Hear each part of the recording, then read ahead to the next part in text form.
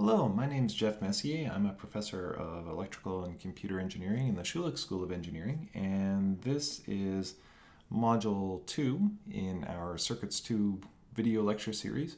And this is where I'm going to be doing a bit of a review of circuit analysis.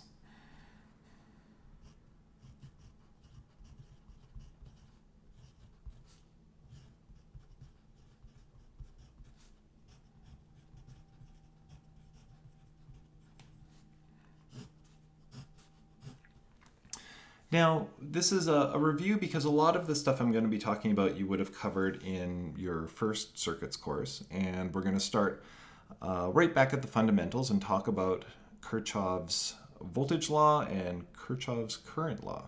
And Kirchhoff's voltage law, or KVL, tells us that the voltages around a loop in a circuit have to sum to zero.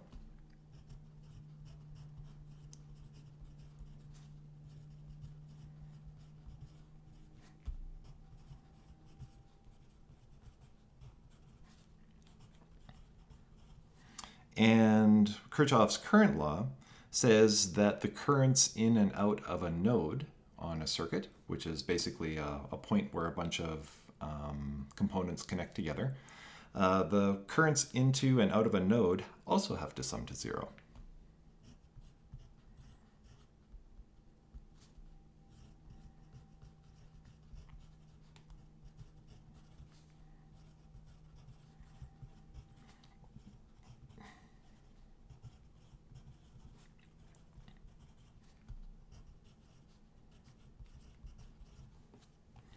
And the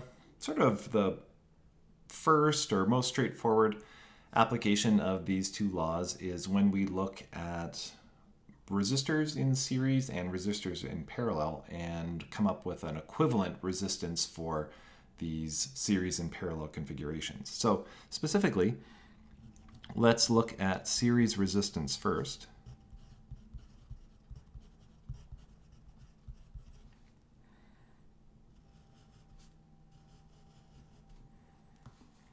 And let's draw, let's say, 3 resistors in series.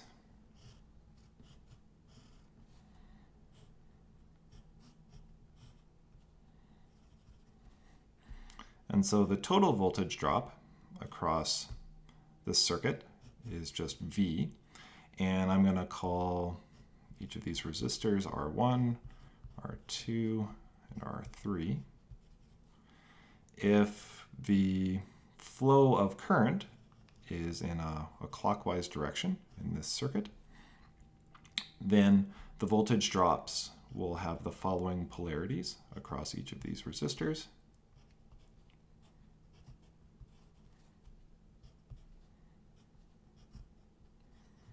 Because remember, the positive polarity of a voltage drop across the resistor is at the point where the current enters the resistor.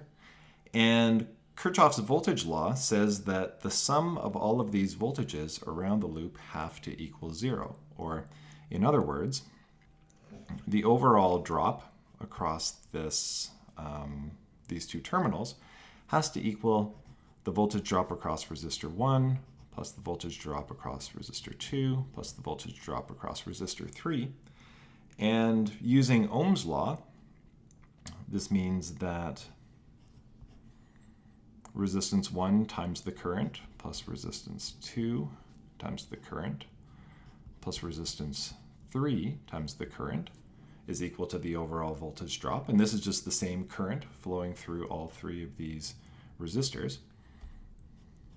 Just grouping our terms here, R1 plus R2 plus R3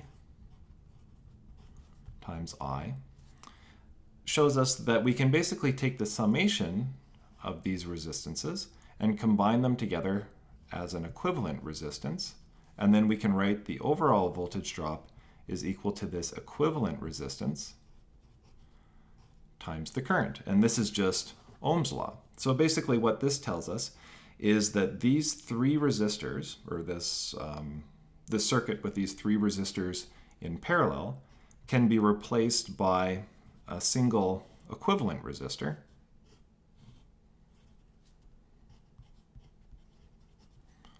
which has a value equal to the summation of the resistors in series. Same current.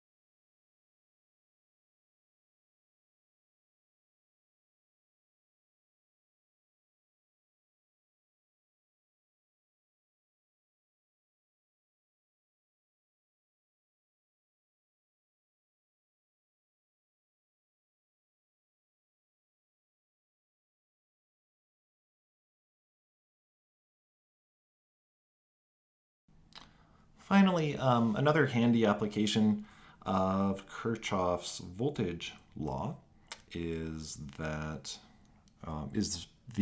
voltage divider.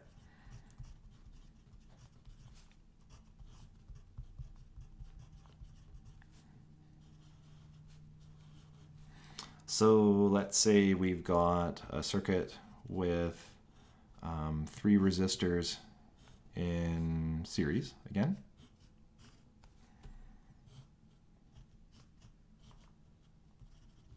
So R1, R2, and R3. So the overall voltage drop across this circuit is V. The current flowing through the loop is I. And rather than trying to find an equivalent resistance, in this case, we're just interested in finding the voltage drop across resistor 2, V2. And so we know from our series resistance discussion that the overall voltage drop across this circuit is equal to the current times the summation of the resistances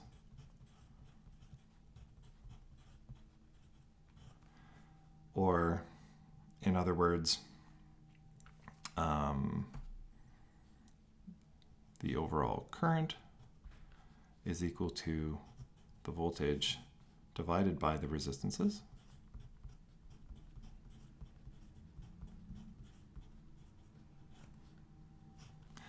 Now we know that the current I is the current flowing through resistor 2, and so I is also equal to V2 over R. And so we have, V2 over R2, right? So I is flowing through this resistor, and the voltage drop across resistor 2 is V2. And so we have V2 over R2 is equal to 1 over R1 plus R2 plus R3 times V, or in other words, V2 is equal to R2 over R1 plus R2 plus R3 times V. So this is the voltage divider rule, basically. So the voltage drop across one of the resistors in a series or in a group of resistors connected in series is just equal to the resistance of that individual resistor divided by the summation of all the resistors in series, right? So the voltage drop across R2 is equal to R2 divided by the summation of all the resistors multiplied by the overall voltage drop across the circuit. And if we wanted to figure out the voltage drop across R1, same formula, we would just replace R2 with R1. Voltage drop across R3, we would just replace R2 with R3. So the last bit of sort of circuit analysis review I want to do is nodal analysis. And the reason why I want to talk about nodal analysis, so you would have learned nodal analysis and mesh analysis, but I'm only going to review nodal because it helps you understand how SPICE, the circuit simulator, works. In fact, SPICE is a nodal simulator. And so we'll do a review of nodal analysis on paper, and then we'll go back to the SPICE simulator in the tutorial, and you can sort of hopefully kind of understand a little bit better of what SPICE is trying to do. So just to review, and we've talked about nodes a little bit already, but it's an important concept. A node is a point where two or more circuit elements join.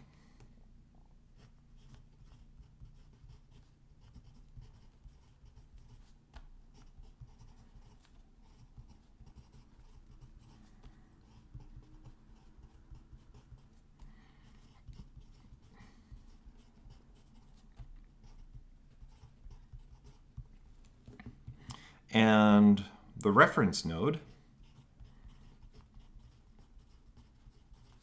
is just ground. So when we talk about the reference node, we're always referring to ground and the point where one or more circuit elements connect to ground. And all node voltages are relevant, or sorry, all node voltages are relative to the reference node or relative to ground.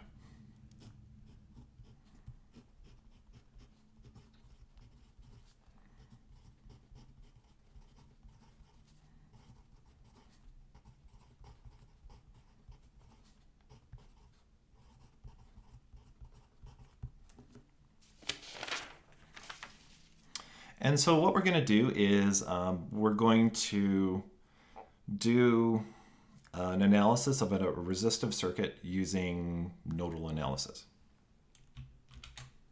Okay, here is the circuit that we're going to be analyzing. So it consists of a source and 1, 2, 3, 4, 5 resistors.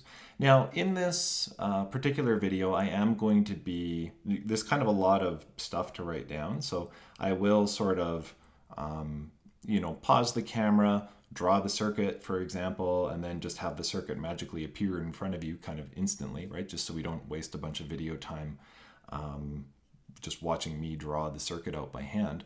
But remember, even though the circuit kind of jumps in front of you and you need a chance to copy it down, remember you can pause the video, right? So just pause the video, draw the circuit, start the video again, and just kind of resume discussion. So we're going to label these resistors R1, R2, R3, 4, and 5. And I'm also going to label the nodes in this circuit. So we have node 0, node 1, node 2, and node 3. Right, so we only have the 4 nodes. There are no other nodes in the circuit, and just if you're not convinced of that, just again pause the video, take a look at the circuit, and convince yourself. And as I mentioned, nodal analysis determines the voltage at the nodes in the circuit relative to ground. And so the notation that we're going to use is the voltage at node 1, I'm going to write as V1. The voltage at node 2, I'm going to write as V2. And the voltage at node 3, I'm going to write as V3. If we were using SPICE, these would be V1, V2, and V3, right? So hopefully that ties back to what we were talking about earlier with SPICE. And I'm interested in determining the voltage drop Vx across resistor 3. And nodal analysis doesn't directly ever tell us the voltage drop across a circuit element unless one of the points in the, or unless one of the ends of the circuit element is connected to ground. For example, if we wanted to figure out the voltage drop across resistor 5, that would just be equal to V3 because the other end of resistor 5 is connected to ground. However, resistor 3 is not connected to ground, and so the voltage Vx is just equal to the voltage at node 2 minus the voltage at node 3, right? And notice the polarity, or notice the order that I take the difference in, because we define Vx as having its positive polarity on the left-hand side of the resistor and its negative polarity on the right-hand side. Vx is defined as the voltage at node 2 minus the voltage at node 3. And so this is what we're going to be solving for in our analysis.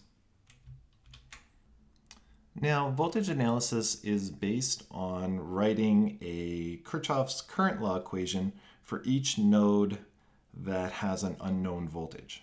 And so if you look at the diagram that you should have written down in your notes for our circuit, V1 is connected directly to the top of our voltage source. So V1 is actually equal to Vs, the voltage source, and we assume that that's known. So we don't have to solve for the first node in our circuit.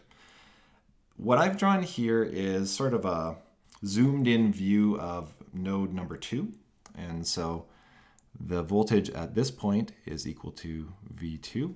That's the second node. The voltage at this point is equal to V3. This is resistor 4. This is resistor 2. And this is resistor 3.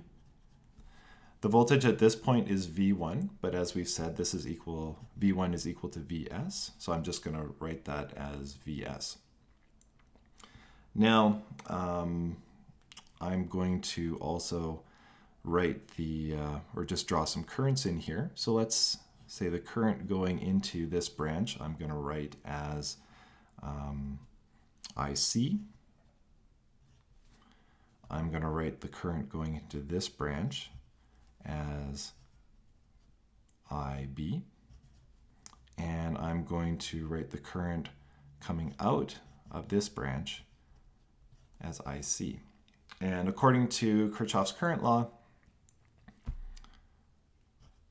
IB plus IC minus, this should be IA.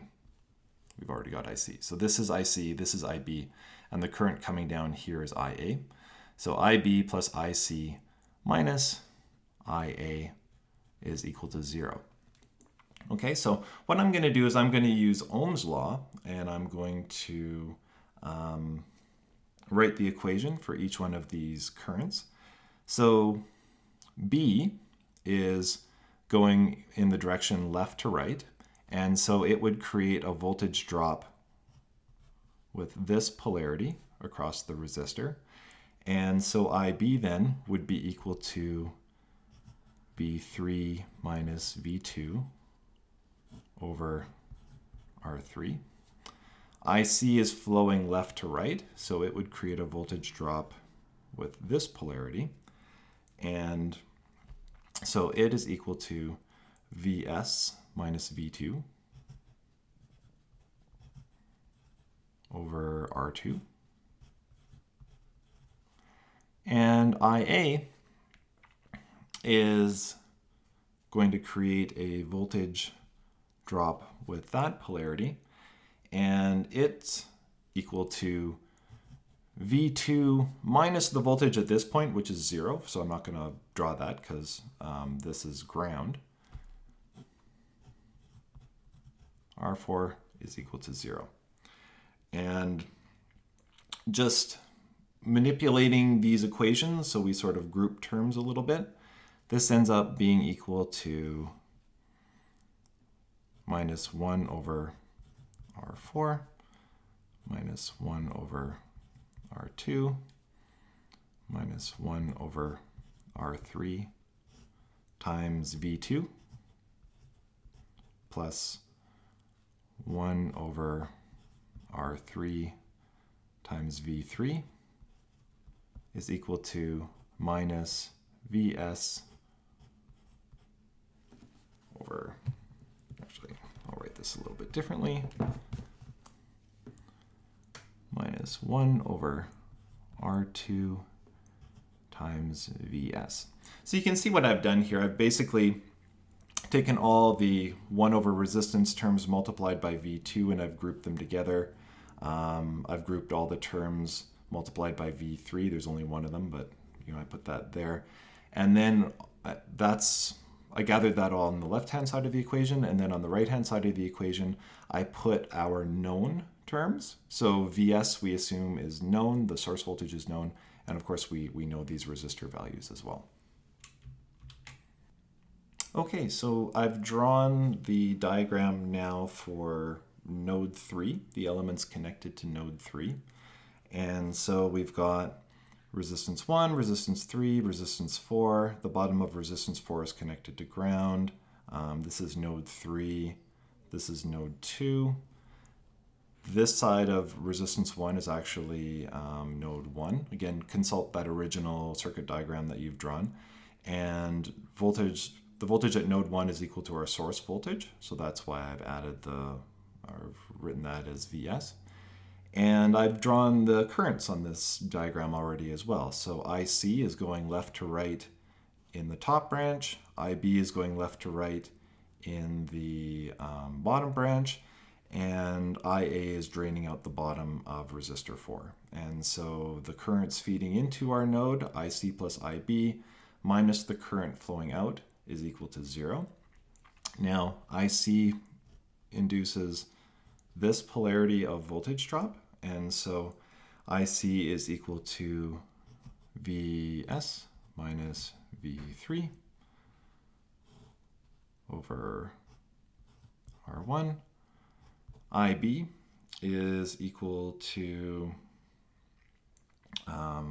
or the current IB creates this polarity of voltage drop, positive on the left, negative on the right. So IB is equal to V2 minus V3 over R3. And IA is just equal to the voltage at node 3 divided by R4, equal to 0. And what I'm going to do again is I'm going to just kind of move terms around here and group terms. So we have 1 over R3 times V2 plus minus 1 over R1 minus 1 over R3 minus, oh, sorry, this should be R5. That's a mistake. That's R5. That should be R5 as well. Minus 1 over R5 times V3 is equal to minus 1 over R1 times Vs. And so I did the same thing that I did up here. I grouped these 1 over resistance terms, multiplied them by our unknown voltages on the left-hand side of the equation, and then I moved our known terms, our known source voltage over onto the right-hand side of the equation. Now, you'll notice in nodal analysis that we use 1 over resistance a lot, and you might remember that the inverse of resistance is known as conductance. And so what I'm going to do just to sort of simplify our notation a little bit is I'm going to write all of these 1 over resistance terms as conductances.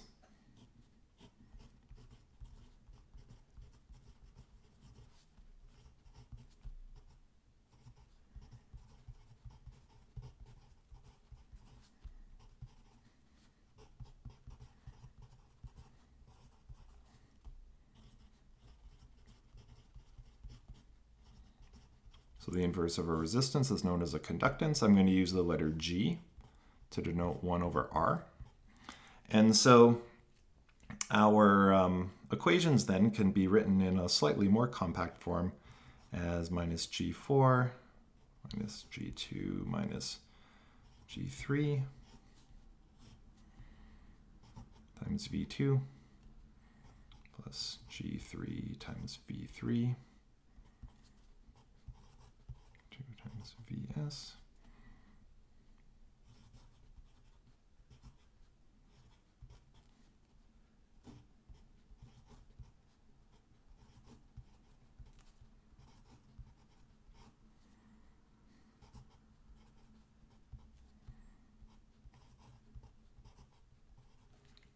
Okay, so this first equation is just this equation up here, where G4 is equal to 1 over R4, G2 is equal to 1 over R2, and so on.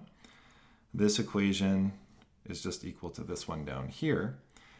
And the way that you could sort of just kind of do strong arm algebra and solve these equations, but usually the way that we solve these things is to put them in matrix form and solve them using a package like MATLAB. And so if you want to put them in matrix form,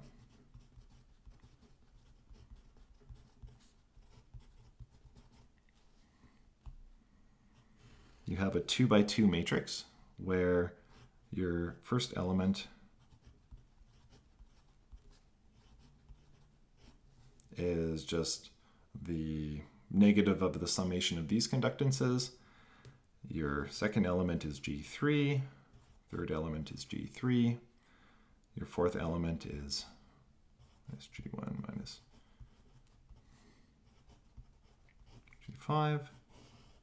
Remember that this entire term is just equal to a single value, right? This is just a summation. So all four of these values are, this matrix is just a 2 by 2 matrix containing 4 numbers.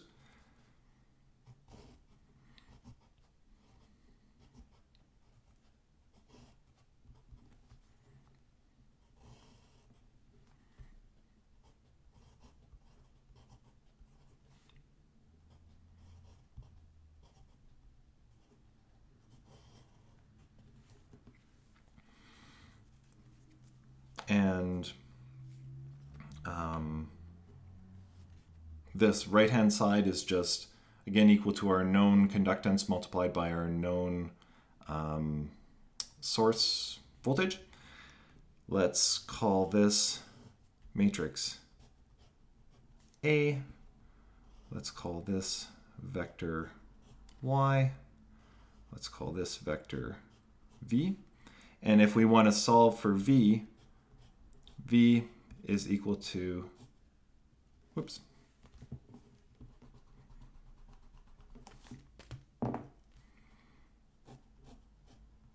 the inverse of matrix A multiplied by the vector Y. And you can solve for this inverse in MATLAB, or probably in your calculator, really. I mean, if you've got a calculator that does matrices. And just to sort of check to make sure this is all working, if we plug in some values, R1 is equal to 1 kilo ohm, R2, 2 kilo ohms, R3, 3 kilo ohms, R4, 4 kilo ohms, R5, you guessed it, is 5 kilo ohms. Our voltage source is equal to 3 volts. If you solve these equations, you get a voltage V2 of 2.129 volts and a voltage V3 of 2.419 volts. And so that's the end of kind of doing it by hand. As I said, you can sort of strong arm the algebra if you want, or you can use MATLAB or your calculator to find that matrix inverse. And we'll also do a SPICE tutorial where we solve this exact same circuit using SPICE, and you can see how that works as well.